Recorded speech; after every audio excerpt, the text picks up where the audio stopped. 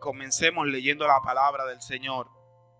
Este mensaje Dios me lo dio hace unos cuantos años, pero me lo recordó hace unas cuantas semanas.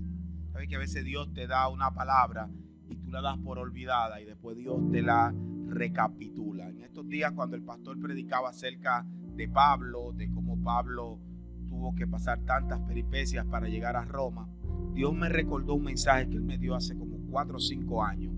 Y yo quiero que usted vaya al libro de Jonás, en el capítulo 1, versículo 1 y 2, y a Hechos 23, 11. Primero vamos a Jonás y después vamos a Hechos 23, 11. Y a su nombre, y a su nombre. Gloria a Dios. Dice así la palabra del Señor, en el nombre del Padre, del Hijo y del Espíritu Santo. Amén. A la noche siguiente, el Señor se le apareció a Pablo. ¿A quién se le apareció? Y le dijo: ánimo, así como has dado testimonio de mí en Jerusalén, es necesario que lo des también en Roma. Dice el libro de Jonás capítulo 1, versículo 1 y 2. Vino palabra de Jehová a Jonás, hijo de Amitai, diciendo: levántate. ¿Qué le dijo? No, de verdad. ¿Qué le dijo? Y ve a Nínive, a aquella gran ciudad, y pregona contra ella, porque ha subido su maldad delante de mí. Señor, te damos gracias por tu palabra. Señor, gracias porque ellas son vida a nuestras vidas, porque ellas comunican la verdad que nosotros necesitamos para vivir en libertad. En el nombre de Jesús, amén. Tome su asiento en esta hora. Amén. Yo quiero predicar con el título: ¿en qué barco te vas? Dígalo conmigo. ¿En qué barco? No, de verdad, como que bebió café. ¿En qué barco te vas? Como le decía, hace un par de semanas, nuestro pastor predicaba acerca de cómo Pablo fue comisionado para ir a Roma y cómo todo lo que sucedió en ese proceso fue orquestado de antemano por Dios para que su profeta llegara a la tierra que él necesitaba que llegara. ¿Cuántos estaban aquí ese día? Amén. Si usted no estaba aquí, usted se acerca ahorita al pastor y le dice que le dé un breve resumen del mensaje y vaya con una buena excusa de por qué usted no estaba aquí ese día. Porque se supone que usted debería estar aquí ese día. Entonces, yo me voy a concentrar más del lado de Jonás, basándome mucho en lo que el pastor habló en esa ocasión. ¿En qué barco te vas?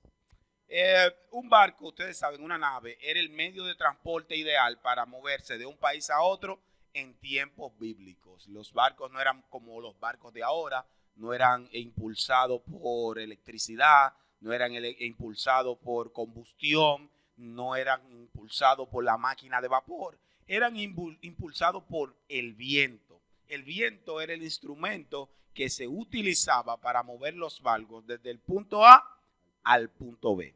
Ustedes, yo sé que se lo saben eso. Es decir, un barco, para poder hacer su travesía, tenía que hacer una de dos: o tener buenos vientos o tener marineros expertos que utilizaran el viento contrario a su favor. Entonces, ¿qué vamos a hacer hoy? Hoy yo quiero predicar a través de un contraste. Yo quiero contrastar la vida de dos hombres de Dios, la vida de dos profetas de Dios. Y yo quiero que nosotros veamos cómo luce una vida que se ha rendido al propósito de Dios versus una vida que ha decidido oponerse, huir del propósito de Dios. Amén. Yo estaba esperando un amén ahí. ¿Cómo luce una vida que se ha rendido, que se ha entregado al Señor versus cómo luce una vida que ha decidido huir del propósito? Y lo primero que yo quiero que veamos es que a las dos personas de las que estamos hablando hoy, Dios le habló. Dígalo conmigo, Dios le habló. No, de verdad, Dios le habló. A veces nosotros creemos que cuando una gente desobedece al propósito, desobedece al llamado, eso tiene que ver básicamente con que Dios no le ha hablado, con que él es un ignorante del propósito de Dios, con que él desconoce cuál es el plan de Dios para su vida. Pero en la medida en que yo he ido estudiando la palabra y viviendo la vida cristiana, yo me he ido dando cuenta que la mayoría de las veces nuestra rebeldía no es por ignorancia. Nuestra rebeldía no es por desconocimiento. Es más, yo llego a la conclusión de que nuestra rebeldía no es ni siquiera por debilidad. Nuestra rebeldía es porque nosotros queremos hacer las cosas a nuestra manera. La Biblia dice, como leímos en el capítulo 23, verso 11 de Hechos, que Pablo estaba en Jerusalén y había estado predicando en Jerusalén a un grupo de judíos, y los judíos le querían arrancar la cabeza, los judíos lo querían matar, porque Pablo predicaba a Cristo, y Cristo es la piedra de tropiezo, la roca que hace caer. En ese contexto, Pablo es llevado preso después que lo tenían, como decimos en buen dominicano, enceronado ahí en medio del templo. Los soldados romanos lo rescatan, porque recuerden que Pablo era un ciudadano romano, y como ciudadano romano, el ejército romano tenía la obligatoriedad de protegerlo. Por eso usted ve que a Pablo lo rescatan, pero a Esteban lo matan a piedra, porque Esteban no era un ciudadano romano. Pablo sí lo era, y a Pablo había que garantizarle que por medio de un juicio legal se le condenara o se le absolviera. Y a Pablo va el ejército y lo rescata y lo mete preso con la intención de calmar la revuelta y de preservarle la vida. En medio de este contexto, la Biblia dice que en la noche el Señor se le aparece a Pablo. Y el Señor le dice, oye, ten ánimo, porque así como tú has dado testimonio de mí aquí en Jerusalén, así tú vas a tener que ir a Roma. En el otro contexto, vemos como en el año, alrededor del año 750 antes de Cristo, 775, 790, aparece un profeta que se llama Jonás. Y la Biblia empieza diciendo que vino palabra de Jehová a Jonás. Lo mismo que pasa con Pablo, con otras palabras. En la noche vino el Señor y le habló. A Jonás vino. La palabra de Dios siempre viene a nuestra vida. No, alguien tiene que decir amén en esta vida. Tenemos que darle gracias a Dios porque su palabra siempre viene a nuestra vida. Oh, gloria al Señor. La Biblia dice que habrá un tiempo en que los hombres tendrán hambre y sed. Y no hambre de bebida, ni no hambre de comida, ni sed de bebida. Tendrán hambre de escuchar la palabra de Dios. Pero en este contexto, la palabra sigue viniendo a nosotros. Diga, gracias, Señor. No, alguien tiene que decir gracias más fuerte. Gracias, Señor, porque tu palabra viene a mí. Vino palabra de Jehová a Jonás, diciendo, levántate y ve a Nínive, a aquella gran ciudad, y pregona contra ella. El mismo mensaje. Tú vas a tener que predicar en Roma, tú vas a tener que predicar en Nínive. Ahora es importante para entender la comisión que sepamos a qué está haciendo referencia la Biblia cuando manda por un lado a Jonás a Nínive y a Pablo a Roma. Alabado sea el Señor. Es importante que entendamos qué eran estas dos ciudades. Nínive fue la capital del imperio asirio, del gran imperio asirio. La simple mención en el Medio Oriente del imperio asirio en el contexto de Jonás le helaba la sangre a cualquiera. El imperio asirio era el imperio predominante en el contexto del siglo 8, 7 y 6 antes de Cristo. Este imperio era el que gobernaba, el que controlaba, el que invadía, el que poseía. Si usted ha leído el Antiguo Testamento y mayormente el libro de Primera y Segunda de Reyes, usted se dará cuenta que constantemente se hace referencia al imperio asirio como un imperio que quería conquistar al pueblo de Israel. ¿Cuántos dicen amén? Este imperio, gloria sea al Señor, el profeta Nahum calificó a este imperio y a la ciudad de Nínive como un albergue de leones, una ciudad derramadora de sangre. Y por eso Dios le dice a Jonás: ve y profetiza, porque su maldad ha subido hasta mí. Y en la medida en que yo voy predicando, yo quiero que usted se imagine si la maldad de esta ciudad, si la maldad de este país, si la maldad de este mundo está por debajo de la de Nínive o está por encima de la de Nínive. Y le dirá a usted si la maldad de este siglo está subiendo a la nariz de nuestro Dios. Ve y profetiza. Los asirios habían intentado conquistar la antigua Palestina durante todo un siglo. Finalmente, en el año 734, Asiria conquistó las tribus del norte y se la llevó cautiva. Recuérdense que el pueblo de Israel se dividió en dos grupos. Las tribus del sur por un lado, que estaban constituidas por el pueblo de Judá y por Benjamín. Y las otras 10 tribus se fueron hacia el norte. Esa división se provocó a partir de los pecados de Salomón, y con esos pecados que lo pagó su hijo, se dividió el pueblo. Cuando se divide el pueblo, un pueblo dividido, ¿qué pasa? Un pueblo dividido, ¿qué pasa? Entonces ustedes saben lo que le pasó a las tribus del norte. Fueron conquistadas. 125 años después, las tribus del sur, adivinen qué pasó. También fueron conquistadas. Pero esa no es la historia de esta prédica. El imperio asirio conquistó las 10 tribus del norte. Yo quiero que ustedes sepan a quién es que Dios está mandando a que le prediquen. Yo quiero que ustedes se pongan en contexto. La Biblia dice que ese reino, esos reyes eran terribles cuando un profeta, cuando un predicador, cuando alguien iba a hablar en contra de lo que ellos creían.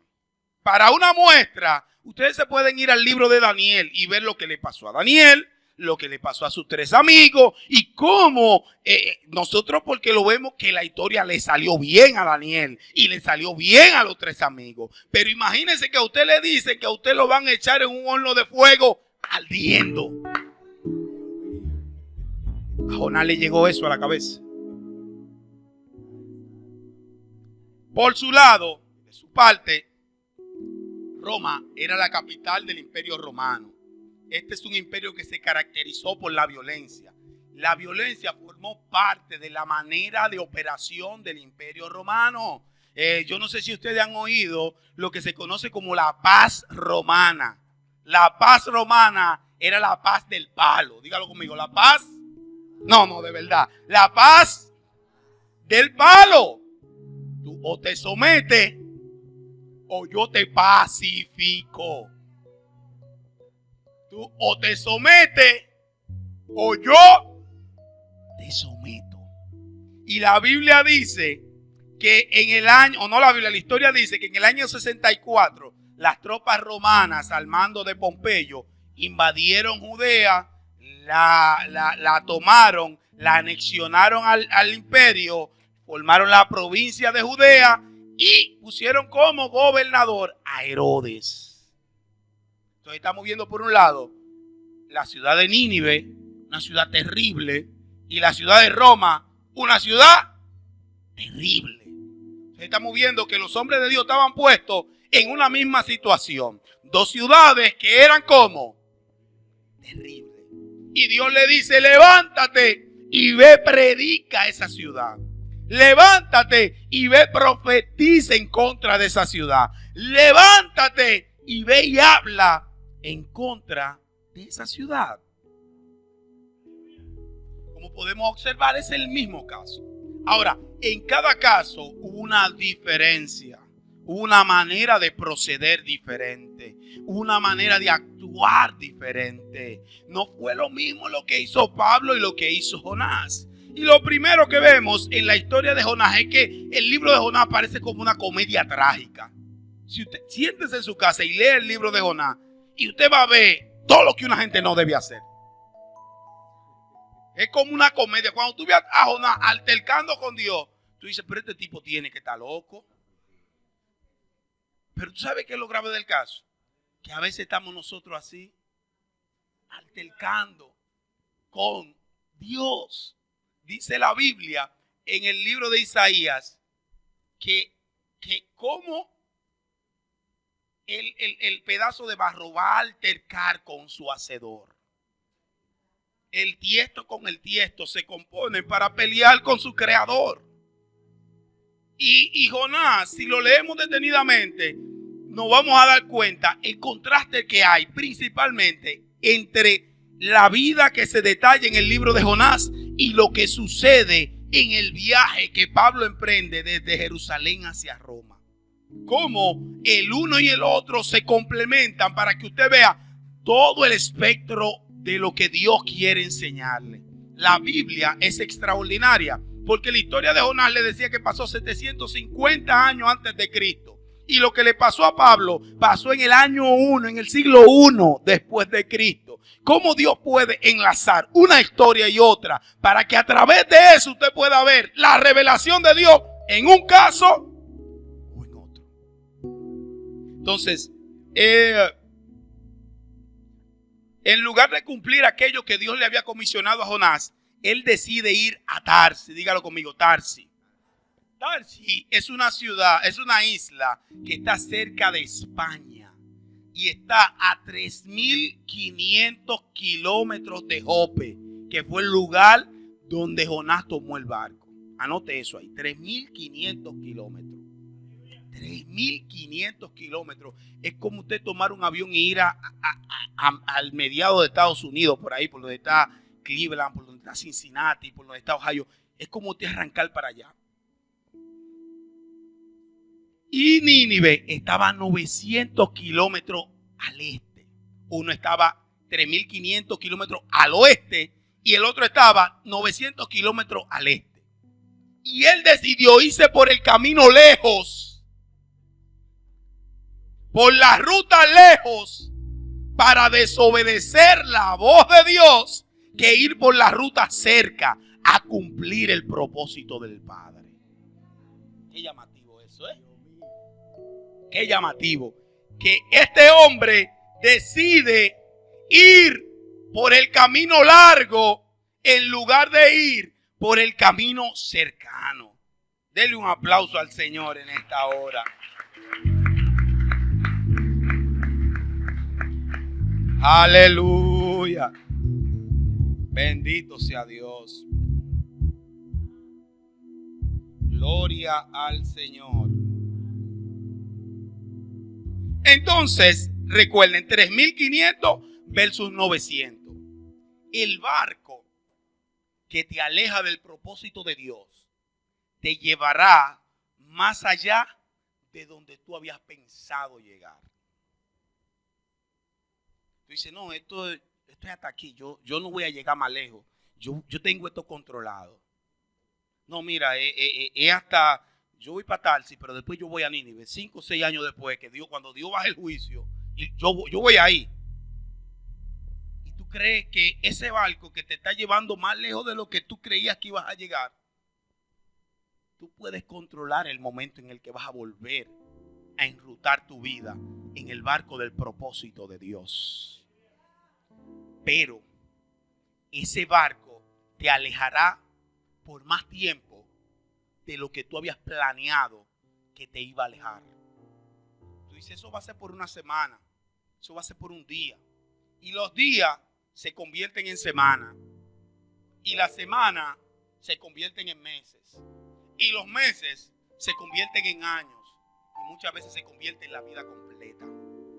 ¿Cuánta gente que usted conoce que se apartó del Señor te dijo, no, yo vuelvo. Yo estoy allá. Yo rápidamente voy a volver para allá porque yo no encuentro significado sin Dios. Yo vuelvo. Y ese yo vuelvo se ha vuelto décadas fuera de la presencia, fuera de la palabra, fuera del propósito de Dios.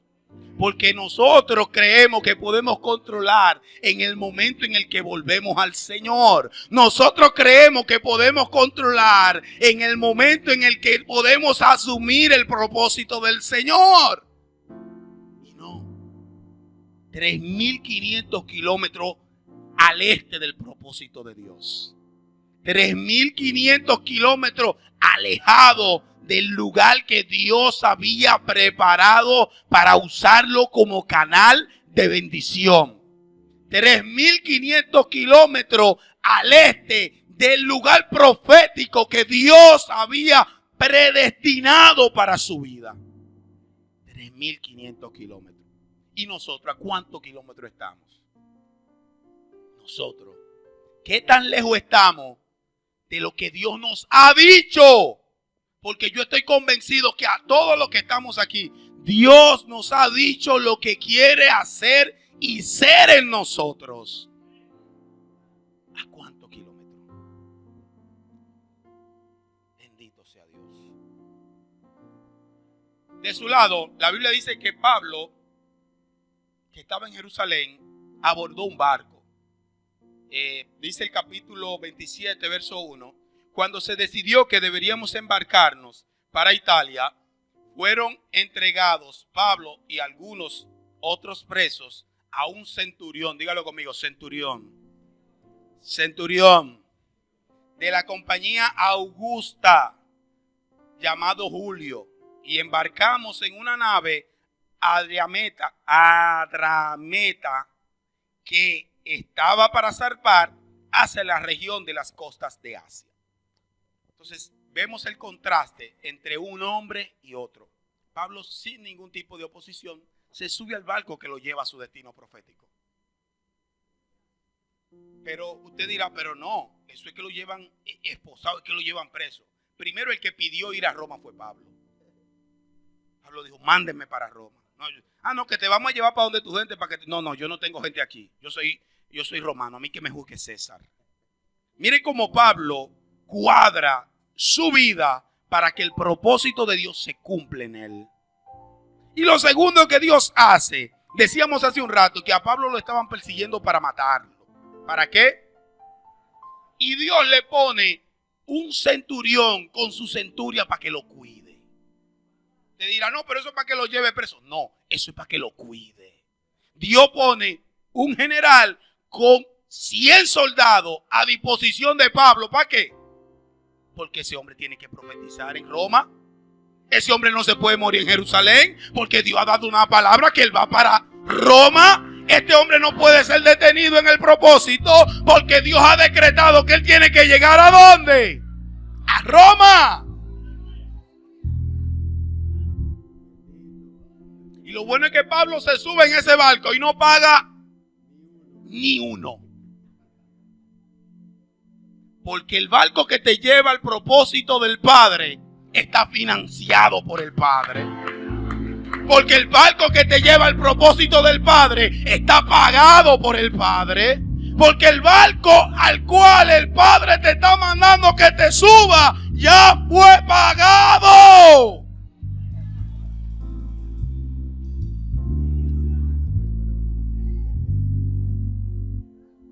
En contraste, cuando vamos al capítulo 1, verso 3 del libro de Jonás, oiga lo que dice.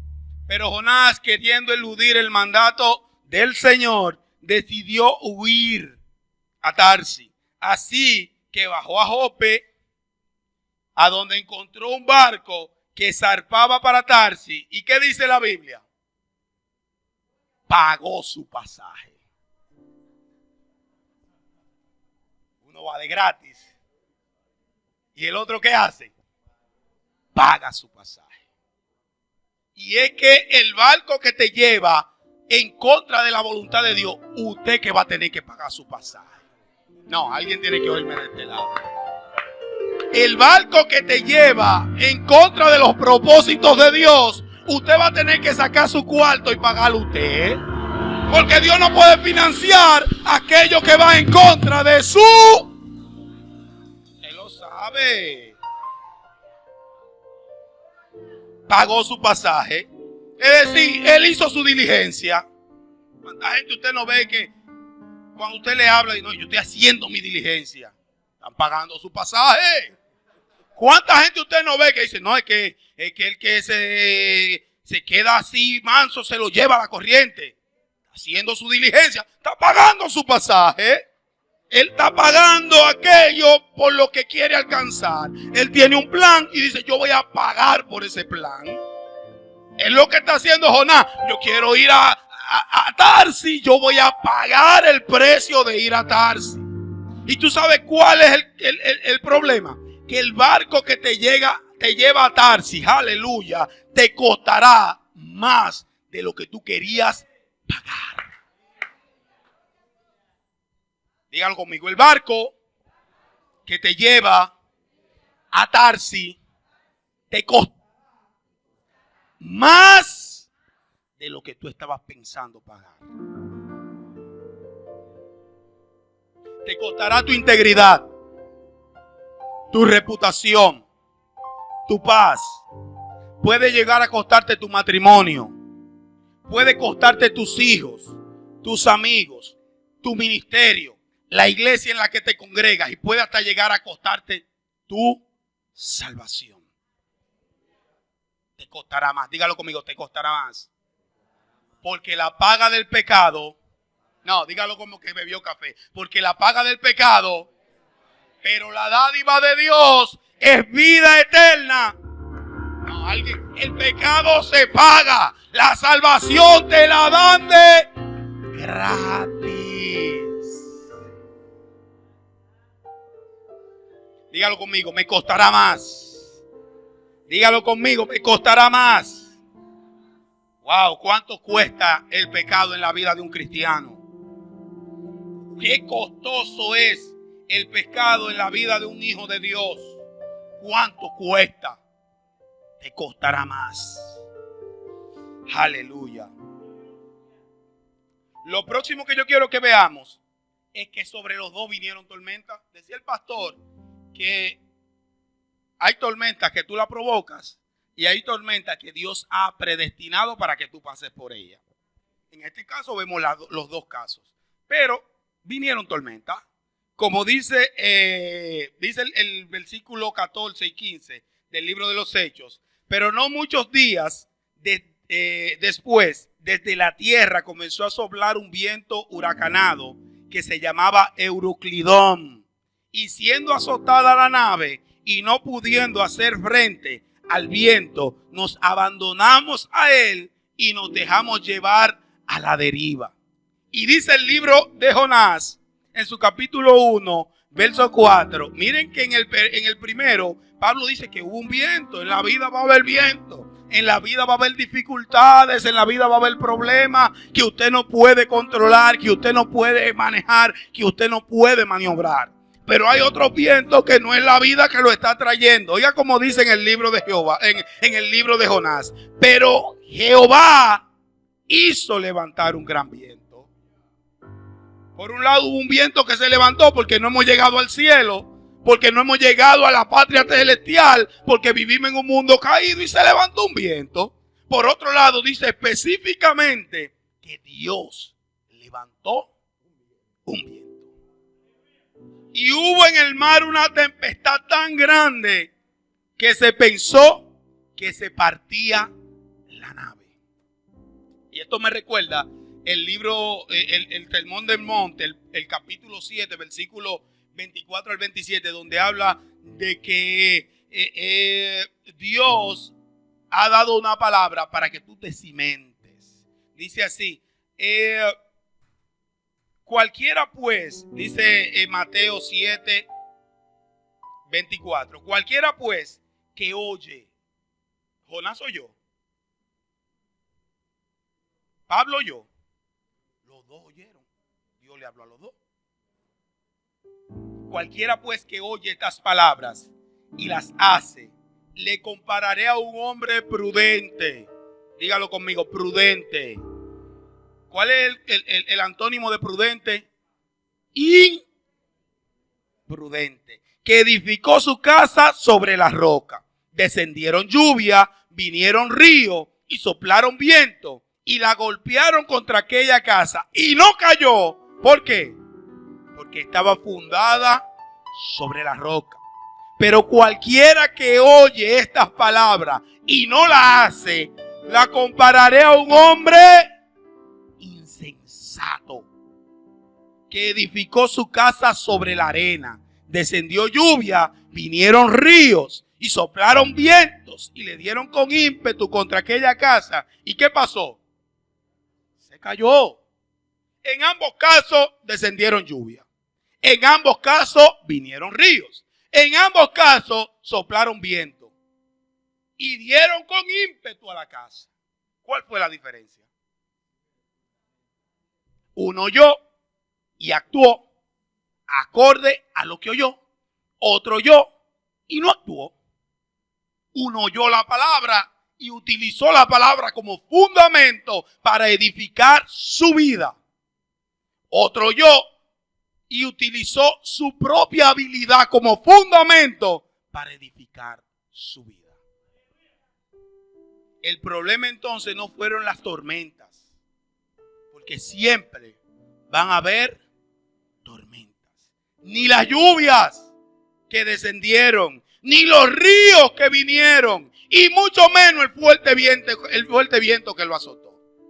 El problema fue que usted oyó y obedeció, o usted oyó y no.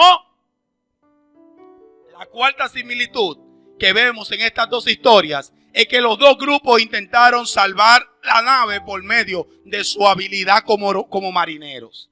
Dice la Biblia en el libro de los Hechos 27:18, al día siguiente, mientras éramos sacudidos furiosamente por la tormenta, comenzaron a arrojar las cargas y al tercer día con sus propias manos arrojaron el aparejo de la nave.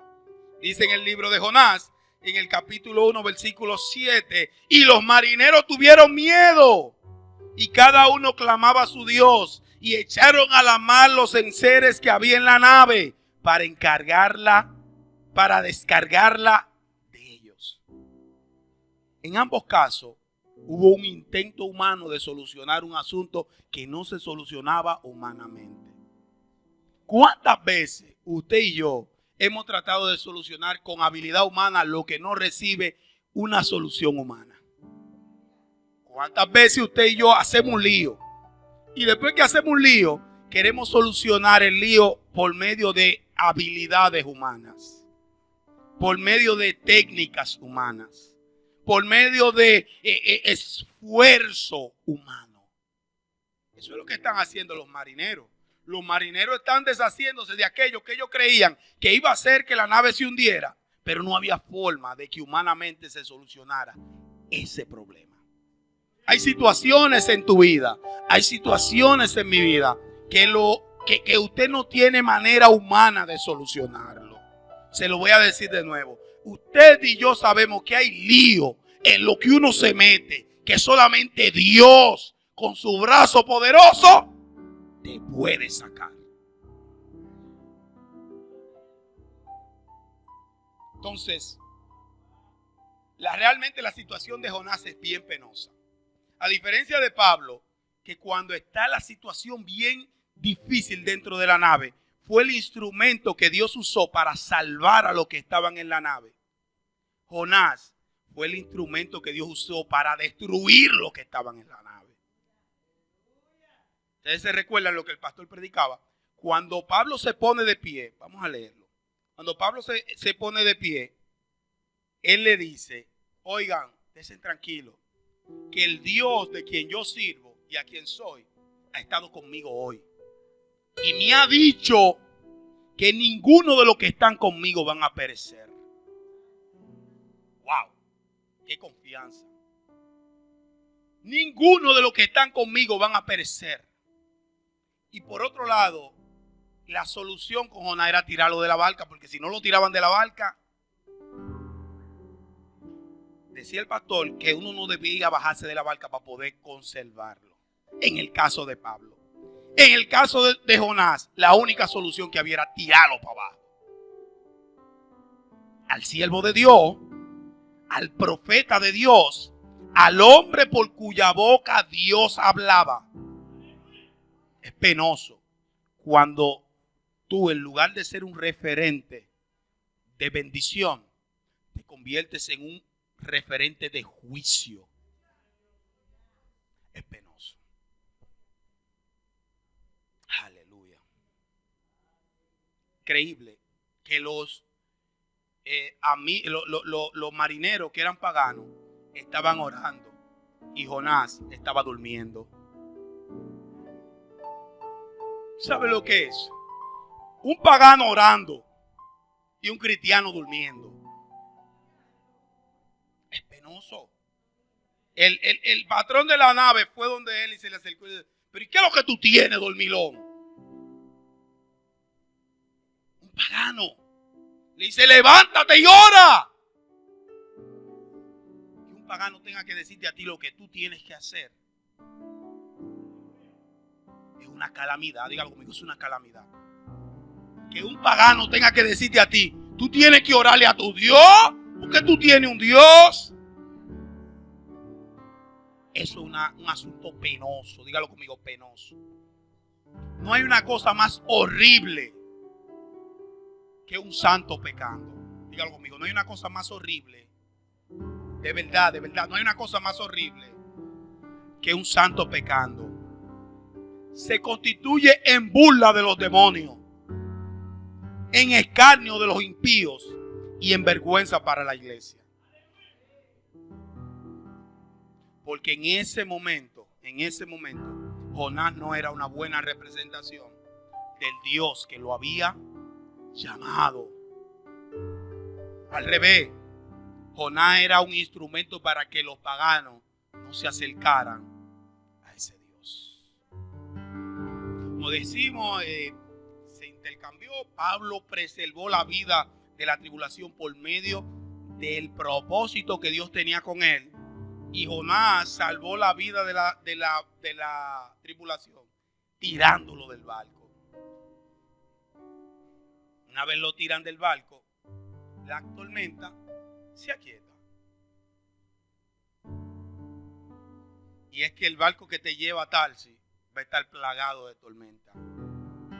Aunque cuando tú salgas en el puerto, el cielo esté despejado y el sol esté afuera, si tú vas rumbo a Tarsis, ese barco va a terminar mal. Pero me encanta la Biblia, porque la Biblia no termina, el libro de Jonás no termina ahí. Oh. Capítulo 2 habla de que Jonás oró, y oró desde el vientre de un pez. Él no quiso orar cómodo y Dios lo puso a orar cómodo. Él no quiso orar cómodo. Él no quiso cumplir el propósito cómodo. ¿Y qué hizo Dios? Lo puso incómodo, porque es que Dios se adapta a lo que tú quieras que Él haga contigo. Me encanta el hecho de que los dos llegaron a su destino. Uno llegó en un barco, tranquilo, con sus amigos. El otro llegó en el vientre de un pez. Porque Dios había dicho que él iba para Nínive.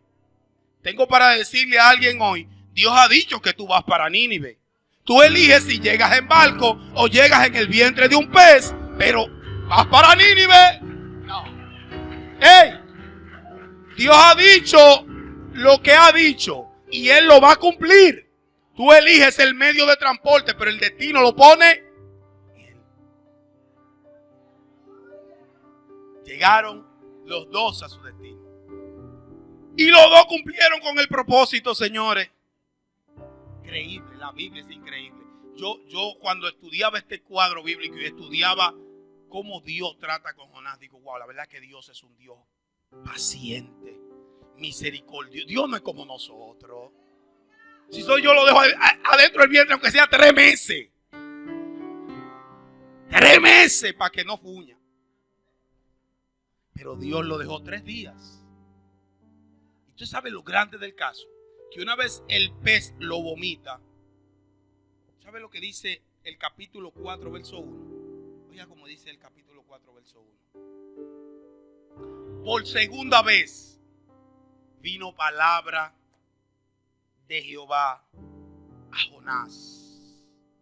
Dios es el Dios de las segundas veces. Qué extraordinario es que Dios no se queda callado cuando nosotros vamos rumbo a Tarsis.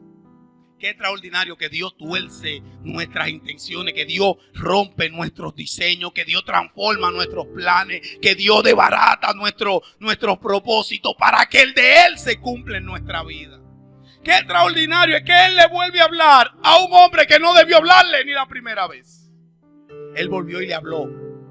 Él volvió y le dijo: ve y cumple el propósito. Yo creo que aquí hay gente que Dios le está hablando por segunda vez en esta mañana. Creo que hay gente que Dios le está hablando por segunda vez en esta mañana. Y le está diciendo: ve y cumple aquello para lo cual yo te elegí. Ve y cumple. Mire que Dios no le menciona que se rebeló, no le menciona que intentó huir de su presencia, no le menciona que tuvo un mal testimonio delante de los paganos. Dios va y le dice: ve y cumple lo que yo te he dicho. Qué Dios más extraordinario tenemos nosotros, que aún en medio de nuestro pecado Él viene y nos habla. Qué Dios tan extraordinario. Él no esperó que Jonás se bañara, lleno de vómito fue y le habló. Porque es que Dios no espera que tú te limpies para Él hablarte. Dios te habla porque su palabra es lo que te va a limpiar. Cristo lo dice cuando están hablando, que cuando está orando allá, cuando está con sus discípulos, Él dice: santifícalos en tu verdad. Tu palabra, si Él no te habla, te vas a morir en tu suciedad. Pero Él es bueno y te habla. ¡Wow! Por segunda vez. Por segunda vez, dígalo conmigo, por segunda vez. Por segunda vez. Dice, estaba viendo una película en estos días y decía uno de los personajes, un malvado de la película, que la segunda vez es la excusa de los incompetentes. Yo diría que la segunda vez es la gracia del Dios soberano, que se acerca, que no se queda lejos, que dice la Biblia: ¿quién de ustedes que tiene 99 viajes, ovejas en un redil, no deje esas 99 y sale a buscar la una? Si yo tengo 99, yo no suelto 99 por una. La matemática no me da. Pero Dios le habló por segunda vez. Y le digo: ve y cumple el propósito para el cual yo te comisioné. El hombre va, ustedes conocen mejor que yo la historia, predica, la ciudad se convierte, hasta los animales estaban ayunando. Yo no me imagino cómo ayunará un animal. ¿Cómo usted controla que un animal ayune? Amarrándole el hocico. Amarrándole el hocico. Pero la Biblia dice que los animales ayunaron. Se convirtió, Dios tuvo gracia y favor para aquella ciudad. Un avivamiento terrible. Y después vuelven y enfocan a Jonás. Jonás era un hombre complicado, hermano. Era casi tan complicado como nosotros. ¿Sabe? Oye, pero tú sabes lo que es un predicador. Imagínense que aquí no hubiera cristianos, que todos fueran inconversos. Yo estuviera predicando este mensaje. Y ahorita cuando yo hago el llamado, pasa todo el mundo y se convierte. ¿Cuál debe ser el sentimiento de ese predicador? De gozo, de felicidad, de alegría. Pero la Biblia dice en el capítulo 4 del libro de Jonás, que cuando Jonás predica, Jonás va y se sienta en una lomita allá arriba.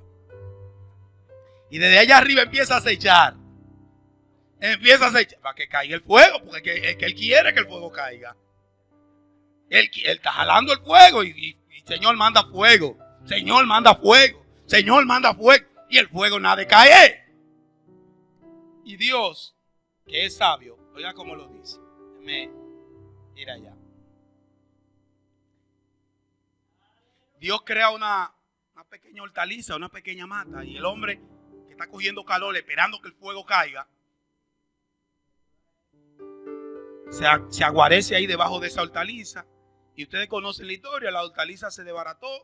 Dios mandó un gusano que se la comió. Y el profeta se puso furioso. Ese era un profeta gruñón. Y Dios viene en medio del calor del día. Oye, esto parece como una comedia, pero no una comedia, pero parece una. El hombre está rabioso. Y en medio de la rabia del hombre, el Señor viene y se le acerca y le dice: pero Jonás, ¿por qué te enojas? ¿Usted cree que yo estoy relajando? Oiga como dice el versículo. Déjame ver, el versículo 9. Dice: pero Jonás, ¿y por qué que tú te enojas? Tú te vas de un asunto. Está haciendo mucho calor. Le va a dar un patatú. Dios hablando con el profeta. Dios que lo que tenía que consumir al profeta ahí. Y Dios, qué bueno, Él brega con su profeta. Dice: mijo, deja de estar cogiendo esos piques, porque esos piques te van a matar. Mijo, tú tienes que entender que yo no soy como tú. A mí me importa la vida de la gente. Mijo, yo tengo que entender que aquí viven 120,000 personas que no saben distinguir entre su mano derecha y su mano izquierda. Además de muchos animales y muchas bestias. Y tú quieres que yo, para complacer un pique tuyo, una ira tuya, un mal sentimiento tuyo hacia ese pueblo, yo lo mate a todo. ¿Qué pasa, Jonás? Bébete la patilla, papi. Y así Dios viene con calma. Porque yo le digo la verdad, si hubiese sido yo suelto a Jonás en banda. Salgo de él. No cojo lucha con él. Pero Dios no es como nosotros. Y Él ha dicho que el que comenzó la buena obra la completará. Y lo último que yo quiero hablar con ustedes